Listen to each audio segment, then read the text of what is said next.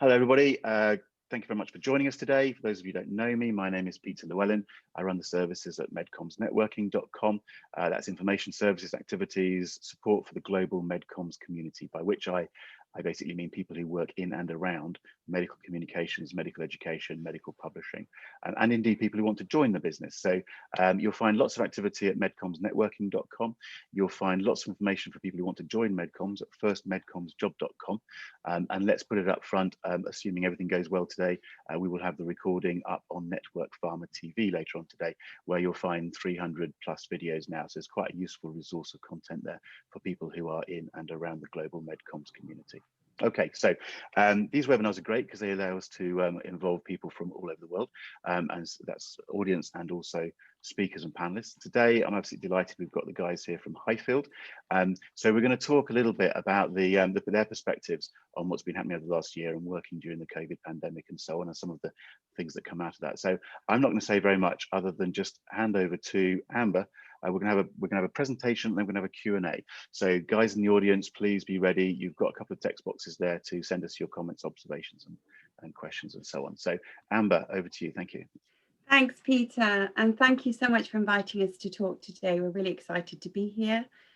Lisa, have you? Brilliant. So, as an industry, we have weathered many elements and many nature challenges that come our way.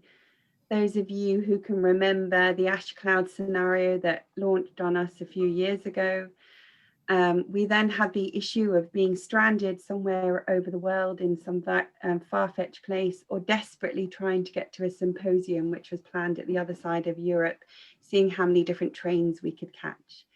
But we adapted. And then we had Brexit announced. And again, we had more adaptations to sort of put in our place of where we're liaising with different people.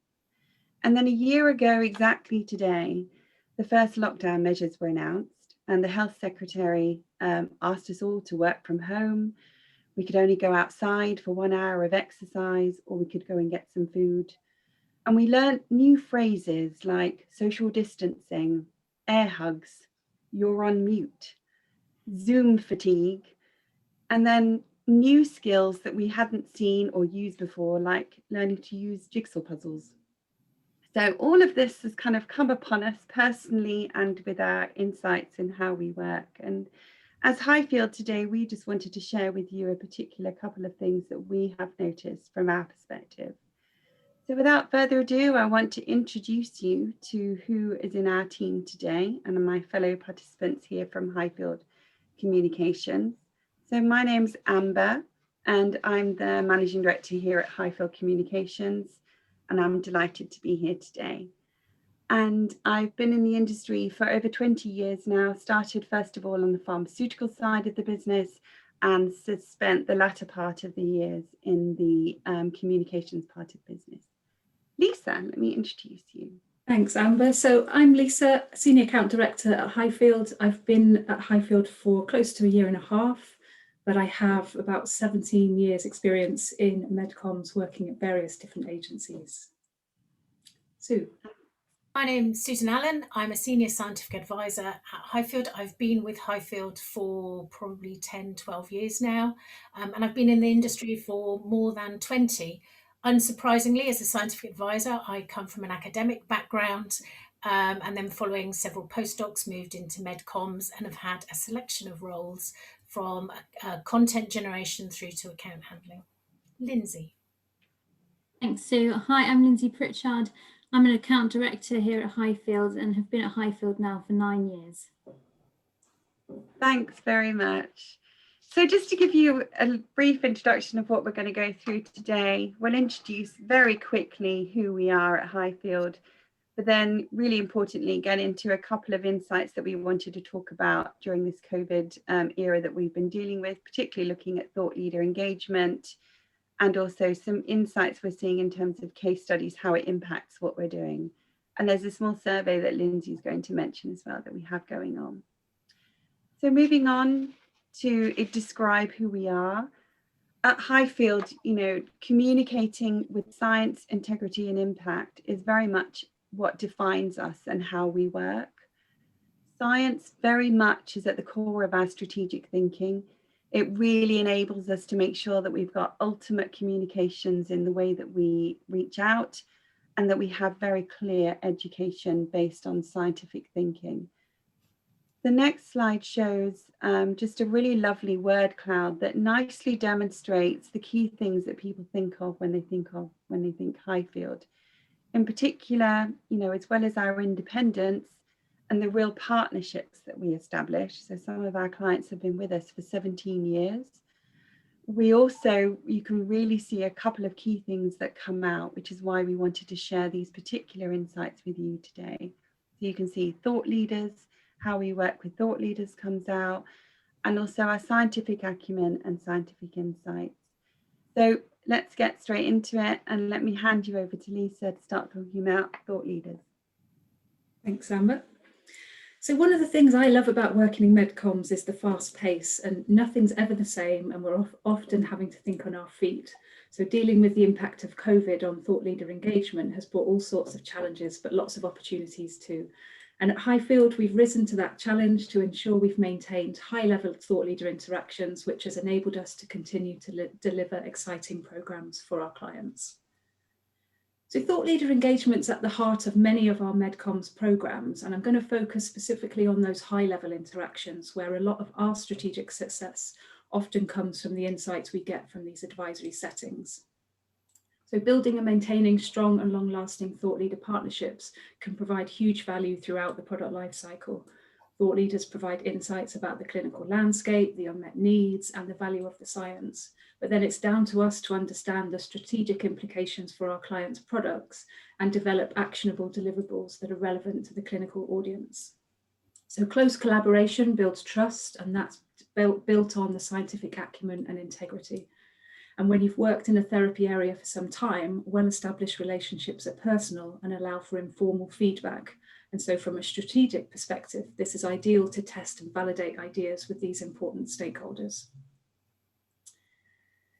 At Highfield, our thought leader understanding and engagement is at the heart of our approach. So our partnership model enables adult-to-adult, peer-to-peer engagement that speaks to the emotional, rational, and practical clinical decision-making considerations thought leaders face every day. So this means we deliver educational programs that address unmet needs and demonstrate clear clinical utility to stimulate engagement and a call to action. So we use behavior change methodology to understand the emotional triggers to drive change in clinical practice and enhance patient care. And this is a particularly challenging time for many clinicians who are exhausted from dealing with COVID patients, so their emotions are running high. We also use behavior change methodology to enable factual, rational decision-making through knowledge sharing, so to enrich their previous experience and help them to evaluate practical solutions to raise the standard of care and ultimately improve patient outcomes. It's about enabling them to bring about change. One way we enable this is by bringing together small groups of thought leaders to empower them to challenge the status quo and provide them with the tools to drive change. We deliver many established global multidisciplinary expert council-led programs to our clients, and our strategic success is determined by derived insights from the broad range of experts involved. And as mentioned, these are the ideal formats to test and validate innovative ideas that are critical to the success of our clients' strategic plans. We found success in building a team of top-notch experts and giving them the tools to co-creatively come up with something innovative that benefits all. Thought leaders become top of their field because they've got that hunger for knowledge and they're eager to drive change. So our agency role is to facilitate these relationships, to create the right environment to leverage their insights for our pharma clients, for our patients, and for ourselves. So we don't always have to come up with the ideas, but we can create the right environment to enable great things to happen. The key is to engage them. Thought leaders are people and like to make a difference just like we do. And their opinion is important, but their ideas even better. So pre-COVID, like many of you, we were collaborating with thought leaders running global regional meetings of all shapes and sizes, including the in-person scientific and advisory meetings, the tried and tested format for gaining thought leader insights. So when the pandemic hit, we had to quickly adapt capabilities to include more virtual offerings and address many challenges and uncertainties along the way. Virtual meetings, certainly not novel, but the sudden transition to such events when you were at various stages of planning and execution required a strategic approach to maintain the high level of thought leader engagement while delivering on expectations and outputs for both them and our pharma clients. So in a year that's forced people to behave differently in both their work and personal lives, communications changed, and perhaps forever. Human interaction's been the biggest casualty, and while Zoom and Teams have kept the world connected remotely, they're no substitute for that real world contact. And I think those connections and collaborations are as crucial as content. So what's been the impact of virtual high-level thought leader engagement in our experience? I think some of the challenges that we've faced is how to replace that traditional in-person advisory event, but still access the same expert insights. So thought leaders value that peer-to-peer exchange, but that coffee with a colleague is perhaps an important moment when the science is discussed, interpreted, and contextualized. And then how do you deliver content discussions outcomes intended for a full or multiple day meeting virtually and achieve the same level of engagement in the content and with each other? How do you manage the tech issues, the connection speed, the sound quality are all distractions when you're in that virtual setting? The experience of the presenters, how do you bring that energy to a virtual room and engage with all participants? You've got time zone challenges, there's digital fatigue, so that attention span is far less. And of course, clinical demands, so many HCPs remain involved in COVID care and treatment. But we've also seen lots of opportunities arise. So the virtual meeting spaces are evolving rapidly, and there's so much to learn and perfect. Content can be visualized and presented in innovative and digitally enhanced ways. And those interactive tools enable debate and engagement around the science. So you might think of the whiteboards, the work mats, the breakout rooms. We've seen an increase in attendance. So the shorter meetings can fit around work-home life without that need for the international travel. We've definitely seen more interest and engagement, and this has perhaps surprised us the most from the top-notch experts. I think they may be missing that interaction with their peers, and they've got more time to get involved. And I think in some of our meetings, our virtual meetings, we've seen greater insights can come because people are in their relaxed environment if they're lucky enough to be working from home and not joining from their hospital setting. And of course, you've got that common icebreaker to get the discussions going, especially when you haven't met this group before. So to give a case study example here, we were in the middle of planning a global scientific council meeting with a small group of experts when the pandemic hit. So we had a 2-day face-to-face with an established group. Meeting date was set, we were well into the planning, but because of the travel, we had to quickly adapt that format to virtual. So it required some strategic thinking in order to maintain a high level of thought leader engagement, but while delivering on those expectations and outputs for both them and for our client. I think our biggest challenges were how to repurpose the content intended for a 2-day face-to-face to a much shorter virtual, and then redesign the meeting to engage in different ways. And the success depended on getting those council members around the virtual table, but keeping them engaged and motivated, and when they were used to meeting in person and the different energy levels that that creates. And of course, achieving our clients' objectives within the limited time and a totally unfamiliar format. So there've been many more face-to-face meetings that were planned that we've had to quickly turn virtual. And during this year, we've also had the chance at least to plan a proper virtual meeting as well that was intended for that format. So we've learned a lot during this time, and here are a few considerations, but I'm particularly focusing on those virtual settings, the top high-level interactions. So I think keep virtual events short. Consolidating a full day live agenda into perhaps a 2 or 3 hour virtual meeting forces you to prioritize those key topics. And transition that full day event into a series of 2 to 3 hour virtual meetings. You need to factor in time zones and demands on their time. So participants are likely to be joining at different times of the day. So what's early in the morning for some, maybe late in the evening for others, and perhaps had a full day of patient consultations. And at the minute, we've got the clock changes happening at different dates. So that just adds a whole level of extra planning. Consider the screen fatigue. So something we're all familiar with. Everybody wants to unwind and get away from their screens. Know your HCPs. So setting the right tone and expectations early on to lay those foundations at briefing meetings is really important. And choosing a virtual format that's going to work for everybody involved. So let them know if there'll be additional pre-meeting prep, agree how and when to communicate, when to engage, how to provide feedback, when we found some thought leaders are more likely to be engaged in real time, while others provided more insights when given the opportunity to process data and information offline and then reconvene at a later date. And be prepared to moderate. So moderating virtual events requires a different set of skills than the face-to-face. The moderator needs to be tech savvy. They need to create a sense of community with the remote participants to encourage that discussion and make sure those insights are shared. They need to multitask. You've got to keep an eye on the chat, the WhatsApp, the energy levels, the tech. So prepping this person appropriately is critical to achieve the overall objectives, which is why we found ourselves upskilling to moderate the majority of our virtual meetings. But then be mindful of that moderator fatigue. It's exhausting facilitating a face-to-face meeting in the live setting, let alone when the energy is lower. Think about new ways to achieve your objectives. So pre-meeting prep is crucial to make virtual a success, and I think there's a lot more planning involved than face-to-face. Consider innovative virtual formats, the breakout rooms, or polling to gauge support for a particular idea. And sometimes more can be accomplished in those smaller virtual work groups. Definitely reduce content and level of detail to ensure focused discussion, so keeping slides to a minimum, and if they are necessary, consider the participant screen size, so less is definitely more. Consider pre-meeting prep work, so e.g. such as a survey to gather feedback and opinion.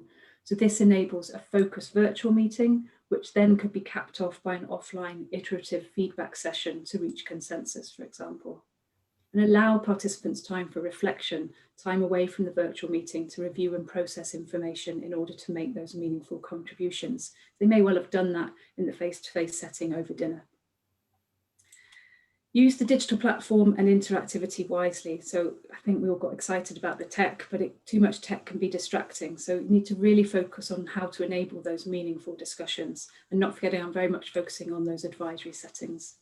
So use the interactivity that best supports the meeting objectives and not on the tech per se. Use the tools to promote discussion, encourage thinking, make connections and dive deeper into insights, and make sure you brief all participants on how that tech works. And then reflect on the success. So really ask those thought leaders, the participants, what worked and what didn't. So it allows us to improve their overall experience, keep our global experts engaged, and continue to nurture these important relationships. And as I finish up in this section, I think there's a huge opportunity for us to reimagine, reshape, and create a new thought leader engagement model. So reimagine that virtual engagement, manage our thought leaders' needs to keep them engaged. I think the focus should be in the future much more on interaction and networking. So consider how to split time for content versus real-time interaction. We're seeing that the key to engaging thought leaders in virtual is to ensure that the majority of time is given to allowing them to express their opinion. So it's much less show and tell and much more discussion and debate. And provide interactions that simulate the in-person experience that they're missing. So those virtual coffee rooms. It's an opportunity to reshape virtual meetings by embracing the digital tools and options available, use them to facilitate engagement, encourage the discussion, and explore the science. And there's definitely an opportunity to create the hybrid model, so the in-person and remote attendance, the live and offline engagement, as a way to give thought leaders more flexibility, control, and better ways to provide clinical value. I think we've seen this year that virtual meetings and the congresses work. So the question we should be asking ourselves is, when do we need to be face-to-face? So I'm going to hand over to Lindsey, who's going to talk more about what the future post-COVID might look like. Thanks, Lisa. So we know that we're not yet out of the woods when it comes to the COVID-19 pandemic, but I think we are all clinging to some hope that an end is in sight and there is going to be a return to some form of normality. So we have been asking ourselves at Highfield, what will the long-lasting impact be of the pandemic on the way that we do business? What will the long-term implications be for our clients in the way that they choose to engage with their external stakeholders? Will they have less options as thought leaders wish to determine how they engage with industry moving forward? And what impact has the pandemic had on us as MedComms agencies in the way that we run our businesses and our offices? Building on what Lisa has been talking about and our approach to thought leader understanding and engagement during the COVID pandemic, It has provided us with some definite challenges, but also some real opportunities to improve processes, and in some cases has increased our interaction with our top tier experts. At Highfield, our ethos is very much about listening to the needs of our clients and the insights provided by our thought leaders. I think that we have all tried at some point during this pandemic, both professionally and personally, to attempt to second guess what's coming next. And I think we could naturally fall into the habit of making assumptions about what a post-COVID era might look like for MedComms. I think if this time has taught us anything at all, is that we don't want to make those assumptions about the future, nor should we. The success of our MedComms programs, as mentioned before, is that we listen to the insights of our thought leaders and allow them to shape the way forward and drive change, because we feel we get a much more motivated commitment from them because of this. So as we hope to, for some point, to move in the near future from lockdown to a new normal, we thought, wouldn't it be great to have an understanding of the big picture? What do the key players in our industry think MedComms will look like post-COVID? So we've identified 3 key groups to seek insight from. We think of our thought leaders. How will they want to interact with industry in the future? What elements of the pre-COVID normality are they keen to return to, and which elements of this virtual engagement has suited them and therefore they wish for them to continue? I think some of us think that experts will be desperate to get back on a plane and travel around the globe again to engage in scientific debate with their peers. But perhaps we should be thinking instead whether they've appreciated more clinic and research time that a reduced travel schedule has made possible. Will experts be wanting to travel to an advisory board, taking 2 days from their clinic so that they can attend a virtual event outside of working hours? Will they be pushing for more virtual meetings as will allow them to maintain their clinical commitments, especially as we're hearing on the national news that the pandemic has really led to a backlog in patient consultation and surgery that will need to be tackled once this pandemic subsides? We also wonder what it will mean for the scientific congress going forward. Will experts be keen to spend 4 days pacing the halls of a vast conference hall, as we all know too well, or will the scientific conference have changed forever?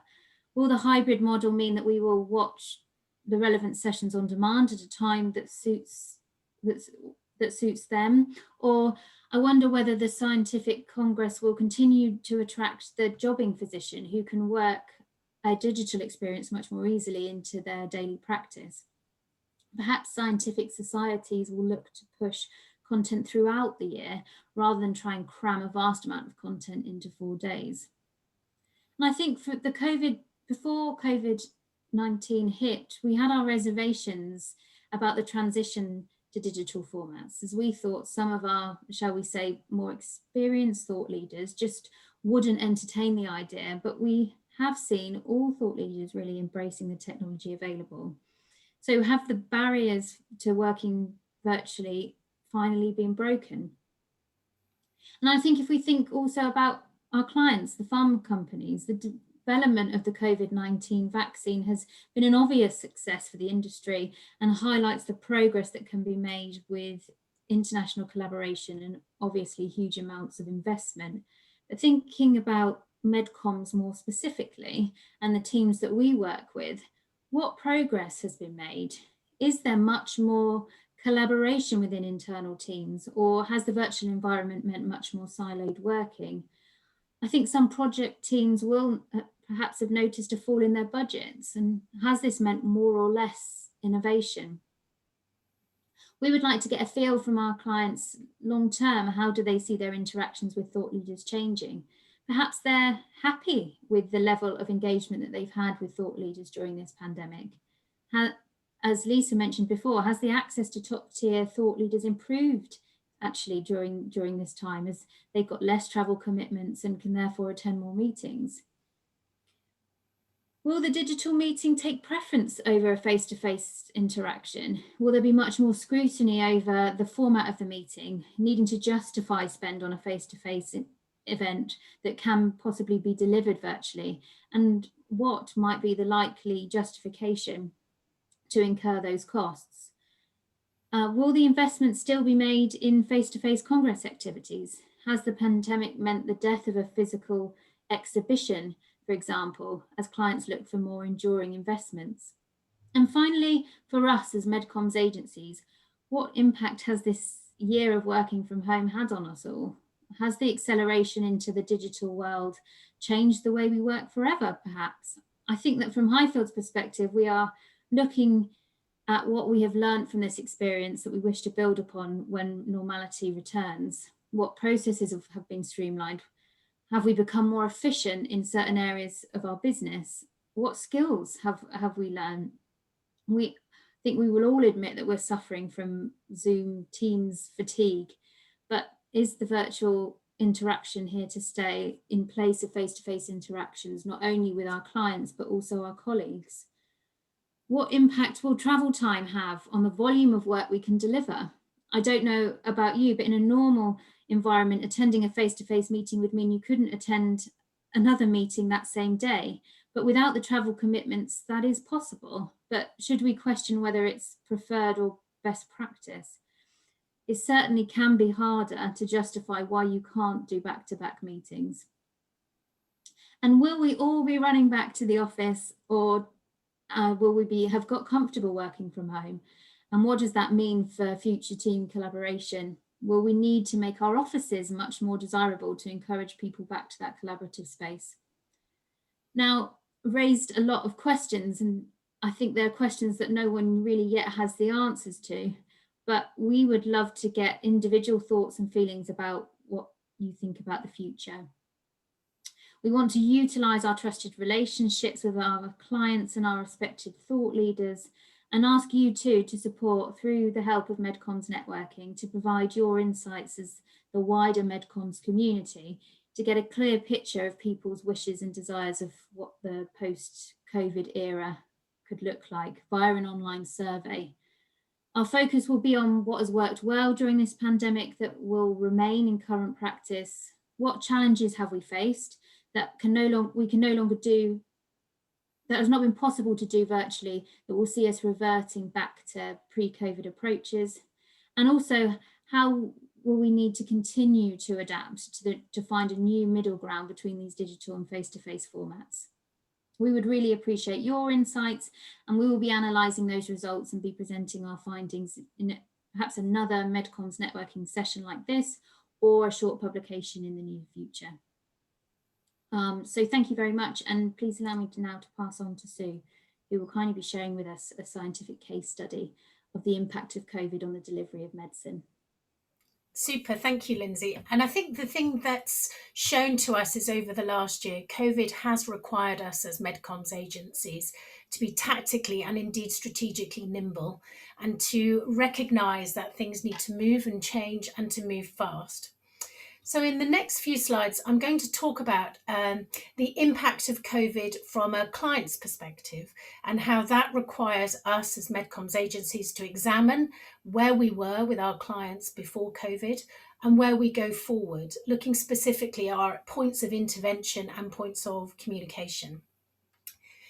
So in the case study we've got here, these are just some headlines, and there are some even coming out today. We know anecdotally that COVID has impacted patient treatment and management, and even referral, and that empirically true evidence is beginning to support that. There's as you can see, there's a report here out from the BMA, and certainly we're seeing across Europe at a national level and in the UK that this is true, and that we're seeing referrals plummet, and we're seeing also access to referrals become more difficult, and we're also seeing patients generally having a reticence to go forward. So the case we're going to present to you on the next slide is looking at a rare respiratory disease. And all we're going to work through is the patient pathway. And you'll see here the points of intervention. At the top, we have our patient. She's our at-risk patient. And typically for this disease, she is female and she is relatively elderly. she probably has some underlying lung conditions, for example, something like COPD. So the symptoms of this rare disease are often diffuse and vague. So she may, in normal times, go to her primary care physician, and then with coughing or with other sorts of vague, very vague symptoms, who will then refer her, if possible, into secondary care, where she'll be monitored, she'll be managed, and then hopefully cured, or if not, and moves to a refractory state, then receive further treatment. So the intervention points we have our at-risk patient, we have our diagnosed not treated, often in primary or early secondary care, a patient on treatment, and then either our cured or refractory patient. Now, typically in a pathway like this, particularly for our client, our strategic focus and our tactical focus is very equally weighted across the whole circle in many ways, because each patient type is as important as the next. However, on the next slide, you'll see that COVID has skewed that pathway somewhat. So what we see, and this is from anecdotal evidence talking with our thought leaders last summer, is that once patients are in secondary care and they're in the system, the management and the treatment of those is largely unaffected by COVID. And there are several reasons for this. Some of it is certain hospitals are able to set up COVID-free pathways or able to set up COVID-free units within hospitals so that those patients are still able to access secondary care. The other thing is that often, because being a rare respiratory disease, which is often based on, forgive me, sputum is very stable and can be posted and mailed in for analysis and for culture. So that enables patients to continue to be monitored through their disease progress. But also what it's meant is that this is a pivot within the clinical community. There has been an outreach more into the community using hub and spoke models or using community practitioners to keep those patients going. However, if we go to the next slide, the impact in the early part of the patient pathway is somewhat different. We have here patients, as I say, often elderly, with that annoying cough or that annoying symptom that hasn't gone away, but it's not too bad to bother doctor, or I don't want to go to the GP because I might get COVID. So what we're seeing here is we're seeing patients themselves not presenting into primary care. And unfortunately, when they do, some of those primary care physicians either don't know to refer, often because their awareness is low, or they try to refer and the referral is blocked. The other thing that we're finding here is that there is a reticence among many primary care, and this is across Europe, this isn't just in the UK, there's often a reticence to refer into perhaps an expert centre or a secondary care setting because there's a sense that the workload's too busy, there's too many COVID patients, we'll just wait. This disease isn't going to kill you tomorrow, so let's just wait just a little while. So working on this, and we, as I say, this was driven very much from talking to our thought leaders last summer. We discussed with our client to pivot our strategy. So instead of having an equal emphasis on each element of the pathway, to slightly skew our strategic focus to pivot towards looking at the early part of the pathway. Each, as I said at the beginning, each part of the pathway is kind of dependent on the preceding element. So without this focus, this renewed focus, what we would have post-COVID, probably not even for another 18 months, maybe 2 years, is we would start to see a real problem in the circularity of the pathway as we're not feeding it through with those poorly patients who need to be seen, and that when they are seen, they're often too sick to guarantee treatment, or they have such awful lung function decline that even if treatment is successful, their lives are still horribly impacted. So taking that through strategically with planning last year and through tactically this year, we're looking at focusing on the at-risk patient, focusing on getting them into the system and focusing on lubricating the system through to secondary care, and doing that using virtual offerings. Most respiratory symposia this year will be virtual. So we're looking at how we're putting together virtual symposiums, digital offerings, virtual thought leader forums, where we can actually look at activities on how we bring this wheel, as it were, of patient pathway back to its true dynamics. So in summary, what does this mean? What it really means is telemedicine is here to stay. And each of us personally know that, because even just going to the GP, for me personally, as someone who finds fitting in a GP appointment really difficult because it means a morning off work, it's now a telephone call, possibly even a couple of photographs of whatever you need, a sore throat or whatever. So it has demonstrated real benefits for some patients. And as you see in the case study that we have here, for those patients who are in the system, telemedicine works, the virtual consultation works, the mailing in your sputum works, the monitoring, the management. It actually means your care is continuous and is subject to less impact. But what we do see, and this won't just be in our patient pathway for this client, is that actually for patients entering the system and for those patients who remain in the community, the role of telemedicine is not serving them well, because we need to find a way to bring those patients into the fold, to bring them into the pathway so that they can access effective treatment. So future considerations, we need to look at how to facilitate that juncture between primary and secondary care. And what I think it says to me is that for MedComms agencies and for all of you watching, it's an opportunity to look at our pathways, whether those are our clinical responsibility pathways or our patient pathways, and look at the impact that COVID can have or has had, and look at how you or we need to pivot our communication strategy in order to bring back some dynamism to the pathway, to ensure that post-COVID we have a well-oiled pathway that patients can transition through from step to step. So I think, in summary, telemedicine is great, and I think if we'd not been forced to use it, we would still be hanging around, tinkering at the edges, playing with it. So in some ways, being forced to do this has shown us the way forward, but there is still some way to go. And over to you, Amber. Thanks very much. So I think that hopefully gives you an insight of some thoughts and maybe put some food for thoughts in your own minds. And now we just really sort of want to open up and see if you have any questions. Excellent. Shall I pop in there, guys? Thank you very much. Thanks, Amber. Thanks, everyone. That's covered a lot of ground. We've got just probably a couple of minutes for the questions.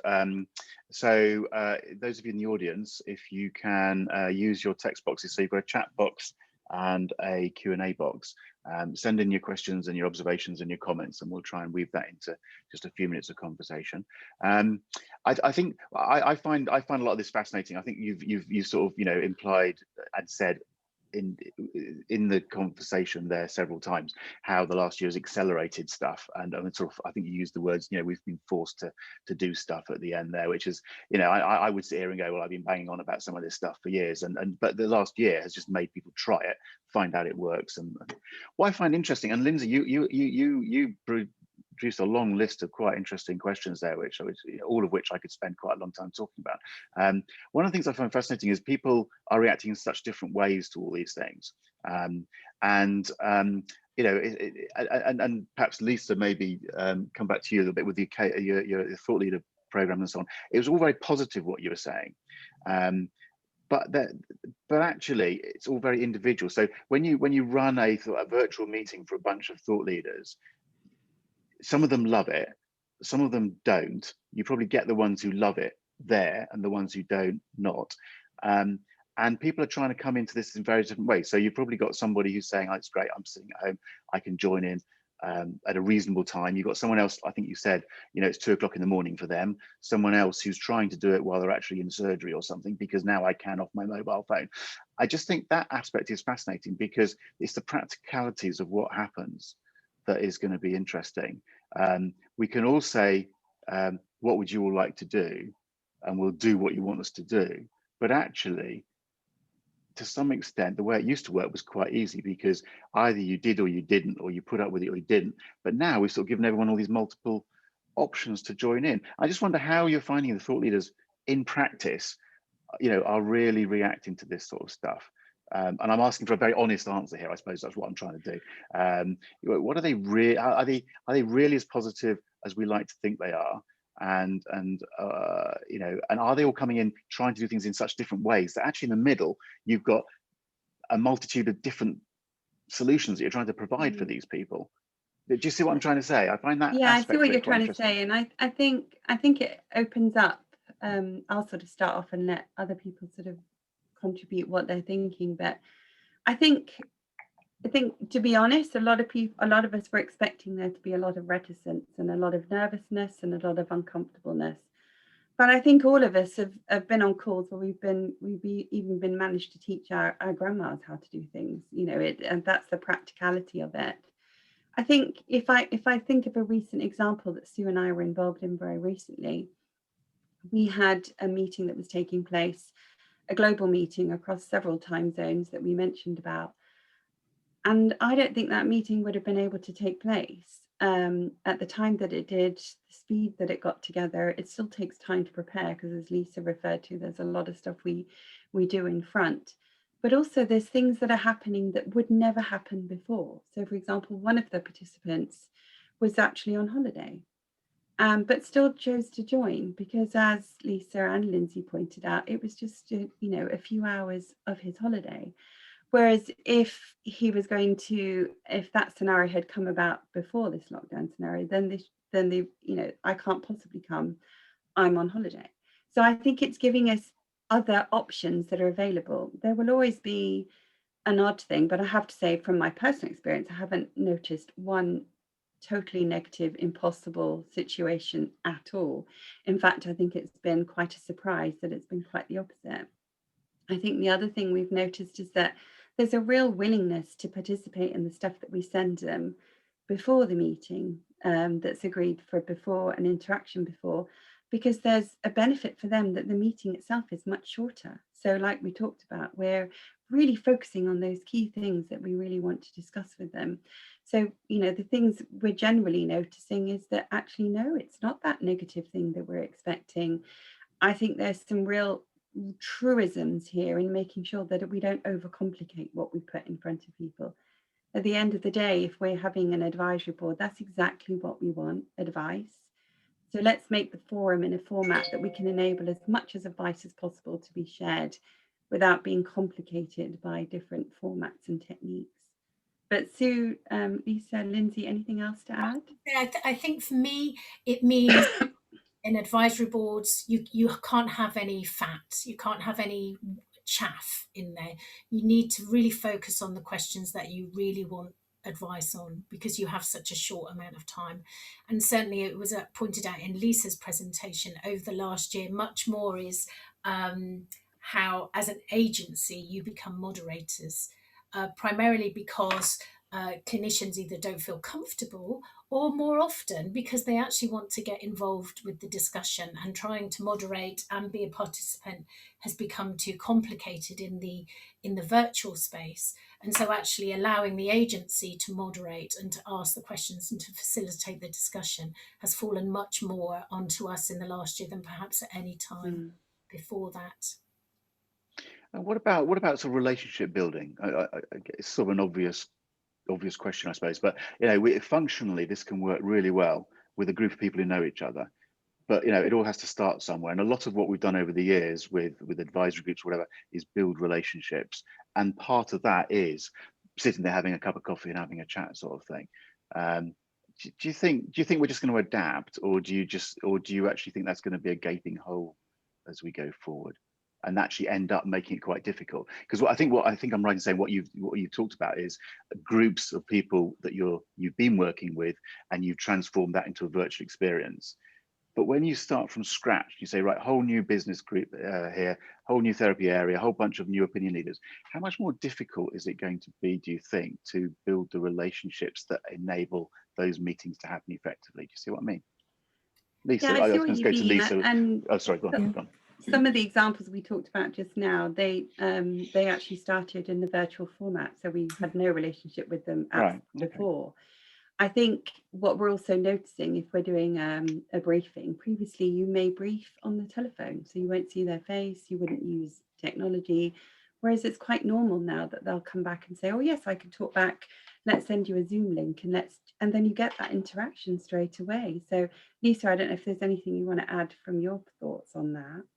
Yeah, I think there is that element of the relationship building. As you said, we had a group that had never been together before, but I think so focusing on something that really speaks to something, an unmet need, it gets their interest, engaging them from the start, not just any old push sort of program, something that really fills a space, fills a gap. And you do it here, Peter, and you have that 15 minutes before the meeting begins, so you can come on, have a chat, get to know each other. It's creating those coffee spaces. So if you've got a 2 to 3 hour meeting, leave the room open so that people can have those chats. Or if you've got those where we've done smaller sort of breakout groups, and again, that group can sit and have the chat. You still need the moderator in there to keep them on focus. And it's the follow-up that continues. It's, if it's a series of events, that relationship and that interaction builds and builds. And it's not just, as we've seen perhaps at a congress setting, where you see them once and that's it. It's a series now of interactions, whether it's one-to-one and it's us, or whether it's with a group who've got work streams to build upon and they're leaders within those elements of the program. Okay.